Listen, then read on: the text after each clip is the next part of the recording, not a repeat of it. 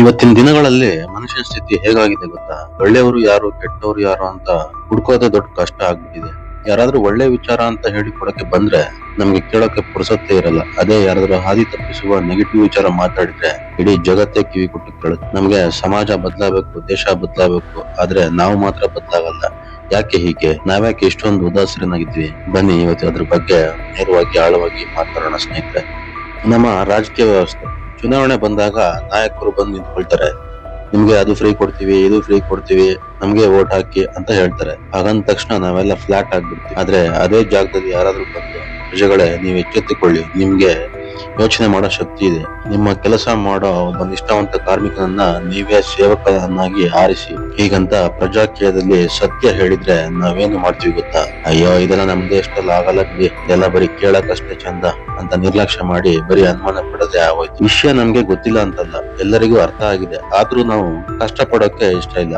ತಕ್ಷಣಕ್ಕೆ ಸಿಗೋ ಉಚಿತದ ಲಾಭ ಬೇಕು, ಅದ್ ಬಿಟ್ರೆ ಭವಿಷ್ಯ ಬದಲಾಯಿಸುವಂತಹ ಜವಾಬ್ದಾರಿ ನಮ್ಗೆ ಬೇಡ. ನಮ್ಗೆ ಬದಲಾವಣೆ ಬೇಕು, ಆದ್ರೆ ನಮ್ಗೆ ಆ ಬದಲಾವಣೆಗಾಗಿ ಯೋಚನೆ ಮಾಡೋ ಶ್ರಮ ಬೇಡ.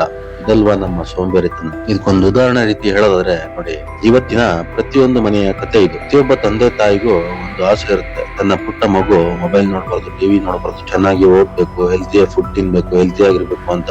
ಯೋಚನೆ 100ಕ್ಕೆ 100 ಸರಿನೇ ಇದೆ ಅದು. ಆದ್ರೆ ಅಸಲಿ ತಮಾಷೆ ಎಲ್ಲಿದೆ ಗೊತ್ತಾ? ಮಗುವಿನ ಮುಂದೆ ಅಪ್ಪ ಅಥವಾ ಅಮ್ಮ ಆ ಗಂಟೆಗಟ್ಲೆ ಕೂತ್ಕೊಂಡು ಮೊಬೈಲ್ ನೋಡ್ತಾ ಇರ್ತಾರೆ, ರೀಲ್ಸ್ ಸ್ಕ್ರಾಲ್ ಮಾಡ್ತಾ ಇರ್ತಾರೆ. ಮಕ್ಕಳಿಗೆ ನಾವು ಹೇಳೋ ಮಾತುಗಳಿಗಿಂತ ನಾವು ಮಾಡೋ ಕೆಲಸಗಳೇ ಜಾಸ್ತಿ ಅರ್ಥ ಆಗೋದು. ನಾವು ತಪ್ಪು ಮಾಡ್ತಾ ಮಗುವಿಗೆ ನೀನ್ ತಪ್ಪು ಮಾಡ್ಬೇಡ ಅಂದ್ರೆ ಆ ಮಗು ಹೆಂಗ್ ಕೇಳುತ್ತೆ?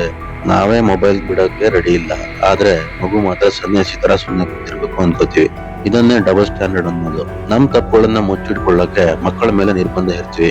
ಇವತ್ತಿನ ಜನರೇಷನ್ ನ ಅತಿ ದೊಡ್ಡ ಕಾಯಿಲೆ ಅಂದ್ರೆ ನಟನೆ ಮತ್ತು ಕಂಫರ್ಟ್ ಝೋನ್.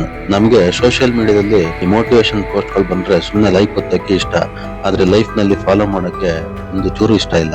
ಎಲ್ಲವೂ ತಟ್ಟೆಯಲ್ಲಿ ರೆಡಿಯಾಗಿ ಸಿಗ್ಬೇಕು, ಕಷ್ಟಪಡದೆ ಗೆಲ್ಬೇಕು. ಅದಕ್ಕೇನೆ ಒಳ್ಳೆ ವಿಚಾರಗಳಿಗಿಂತ ನಮ್ಗೆ ಶಾರ್ಟ್ ಕಟ್ ತೋರಿಸೋ ಕೆಟ್ಟ ವಿಚಾರಗಳ ಕಡೆ ಮನಸ್ಸು ಬೇಗ ಎಳೆಯುತ್ತೆ. ನಾವೆಲ್ಲ ಹೆಂಗಾಗಿದೀವಿ ಅಂದ್ರೆ ಪಕ್ಕದ ಮನೆ ಕ್ಲೀನ್ ಆಗಿರ್ಬೇಕು ಅನ್ಕೋತೀವಿ, ಆದ್ರೆ ನಮ್ಮನೆ ಕಸನ ರೋಡಿಗೆ ಎಸಿತೀವಿ. ನಮ್ಮಲ್ಲಿ ಪ್ರಶ್ನೆ ಮಾಡೋ ಗುಣ ಒಂಥರ ಸತ್ತೋಗ್ಬಿಟ್ಟಿದೆ. ಕುರಿಗಳ ತರ ಯಾರೋ ಒಬ್ರು ಹೋಗೋ ಕಡೆ ಎಲ್ಲರೂ ಹೋಗ್ತಾ ಇದೀವಿ.